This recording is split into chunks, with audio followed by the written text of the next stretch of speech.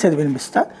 తిరుపతి జిల్లా శ్రీకాళహస్తి నియోజకవర్గంలోని కీలక ప్రజాప్రతినిధి ఆదేశాలతో తుక్కుతో వెళ్తున్న లారీని పోలీసులు ఆపి సదరు నేతకు లంచం ఇవ్వాలని బెదిరించారు.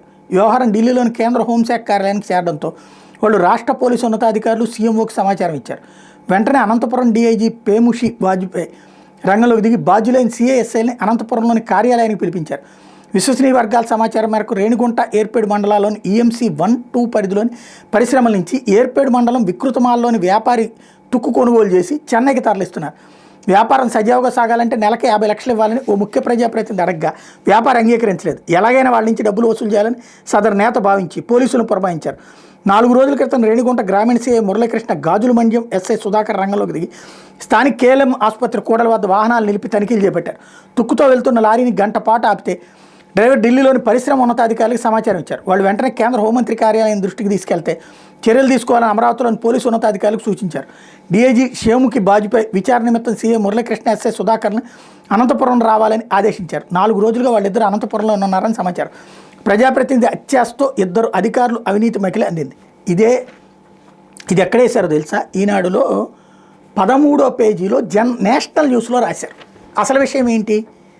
నేను అనేకసార్లు ప్రస్తావించాను. పారిశ్రామికవేత్తల్ని బెదిరించేస్తున్నారు, దోచేస్తున్నారు.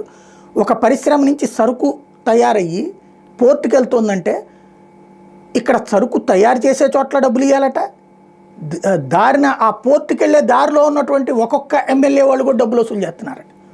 ఇదో పెద్ద తతంగం. మైనింగ్లోను ఇసుకలోను కాకుండా ఇట్లాంటి. ఇప్పుడు ఇది ఓపెన్గా కనబడుతున్నది ఏంటి? తుక్కు వ్యాపారిది. ఈ వార్త నాకు తెలిసి నేను 2 నెలల క్రితం ఏమో ప్రస్తావించే వీడియో నేను చేశాను. అప్పుడు అక్కడ ఉన్నటువంటి ఒకళ్ళు ఇచ్చినటువంటి సమాచారంతో ఇట్లాగా వ్యాపారస్తులు బెదిరిస్తున్నారు. అతనైతే ఎదురు తిరిగాడు. నేను నీకెందుకు డబ్బులు ఇవ్వాలి, నేను నీ ఏరియాలో పరిశ్రమ పెట్టి నీ ఏరియాలో ఉపాధి కల్పిస్తుంటే తుక్కు వ్యాపారం చేయడం ద్వారా ఈ ఏరియాలోనే 100 మందికి ఉపాధి జరుగుతోంది. అట్లాంటప్పుడు అంటే నువ్వు డబ్బులు సంపాదించుకున్నావు కాబట్టి మాకు ఇవ్వాలి అంటే రూపాయి కష్టపడి ఆడే వ్యాపారం చేసుకుంటాడు. నష్టపోతే ఎమ్మెల్యే కానీ లేకపోతే అక్కడ ఉన్నటువంటి నాయకులు కానీ అక్కడ మరి ఇది ఎమ్మెల్యే అంటలేదు. కాకపోతే ఒక ప్రజాప్రతినిధి ఇంకెక్కడి నుంచి ఉంటుంది పాయింట్? ఆ డబ్బులు తినేస్తున్నారు, బెదిరించేస్తున్నారు, ప్రతి ఒక్కళ్ళు కప్పం కట్టాల్సిందే అనేటటువంటి పాయింట్ జరుగుతుందన్నది ఇవాళ ఈనాడు రాసింది. ఇక్కడ విశేషం ఏంటంటే ఎస్ఐసిఐ పేర్లు రాసింది, ఆ ప్రజాప్రతినిధి పేర్లు రాయాలి. మళ్ళీ అదే జగన్ టైంలో అయ్యి ఉంటే కనుక ప్రభుత్వం కొత్త కాన్సెప్ట్ పెట్టింది, లేకపోతే ఆ ఎమ్మెల్యే పేరు నేరుగా రాసేవాళ్ళు, రచ్చరచ్చ నడిచేది. సిగ్గుపడాల్సిన విషయం ఏంటంటే కేంద్ర హోంశాఖ జోక్యం చేసుకోవాల్సి.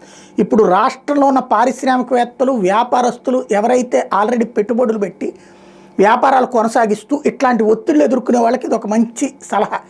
అందరూ మీకు ఎప్పుడైతే ప్రాబ్లం వస్తుందో కేంద్ర హోంశాఖకి మెయిల్ చేయండి. వాళ్ళ జోక్యం చేసుకుంటే కానీ మీకు న్యాయం జరగదు. చివరికి నిలువు దోపిడీ చేయాలనుకుంటున్నటువంటి ప్రజాప్రతినిధుల నుండి రాజకీయ నాయకుల రక్షణ అప్పుడే సాధ్యం.